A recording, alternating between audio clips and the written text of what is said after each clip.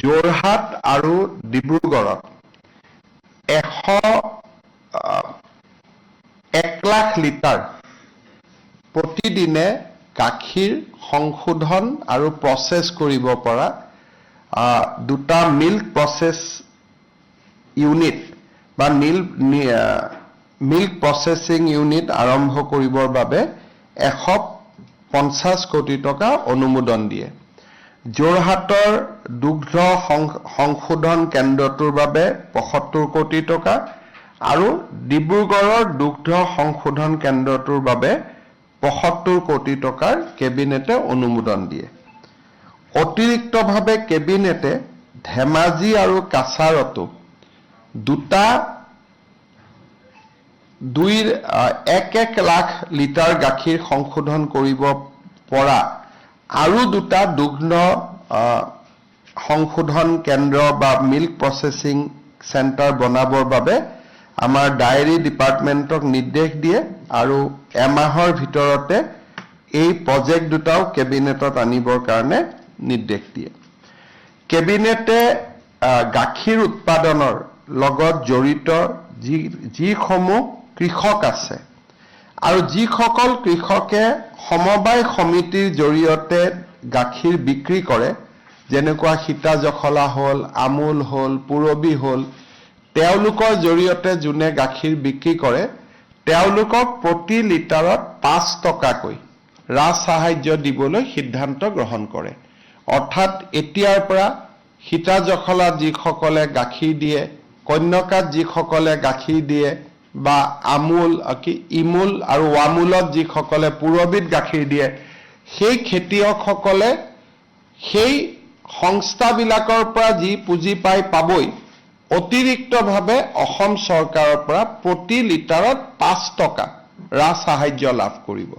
তাৰ যিটো পৰ্টেল আছে সেই পৰ্টেলটো আমি 1 ফেব্ৰুৱাৰী তাৰিখে আনুষ্ঠানিকভাৱে মুকলি কৰিম আৰু তাৰ পিছৰ পৰাই তেওঁলোকে 5 টকাকৈ প্ৰতি লিটাৰত অতিৰিক্ত কৰি চৰকাৰৰ পৰা ৰাজ সাহায্য পাব। যোৰহাট আৰু ডিব্ৰুগড়ত 1 লাখ লিটাৰ প্ৰতিদিনে গাখীৰ সংশোধন আৰু প্ৰচেছ কৰিব পৰা দুটা মিল্ক প্ৰচেছ ইউনিট বা মিল্ক প্ৰচেছিং ইউনিট আৰম্ভ কৰিবৰ বাবে 150 কোটি টকা অনুমোদন দিয়ে।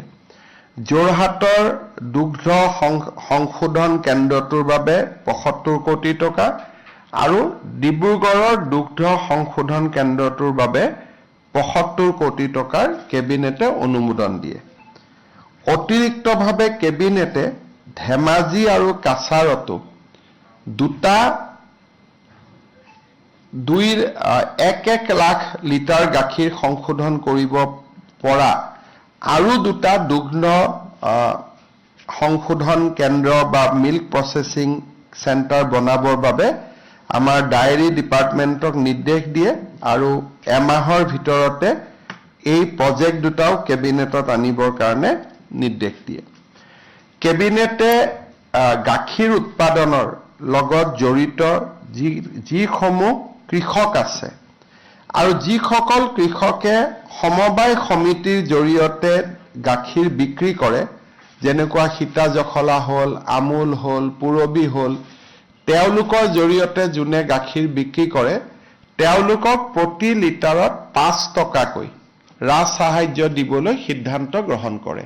অৰ্থাৎ এতিয়াৰ পৰা সীতাজখলাত যিসকলে গাখীৰ দিয়ে, কন্যকাত যিসকলে গাখীৰ দিয়ে বা ইমুল আৰু ৱামুলত যিসকলে পুৰবীত গাখীৰ দিয়ে, সেই খেতিয়কসকলে সেই সংস্থাবিলাকৰ পৰা যি পুঁজি পাবই, অতিৰিক্তভাৱে অসম চৰকাৰৰ পৰা প্ৰতি লিটাৰত 5 টকা ৰাজ সাহায্য লাভ কৰিব। তাৰ যিটো পৰ্টেল আছে সেই পৰ্টেলটো আমি 1 ফেব্ৰুৱাৰী তাৰিখে আনুষ্ঠানিকভাৱে মুকলি কৰিম আৰু তাৰ পিছৰ পৰাই তেওঁলোকে 5 টকাকৈ প্ৰতি লিটাৰত অতিৰিক্ত কৰি চৰকাৰৰ পৰা ৰাজ সাহায্য পাব।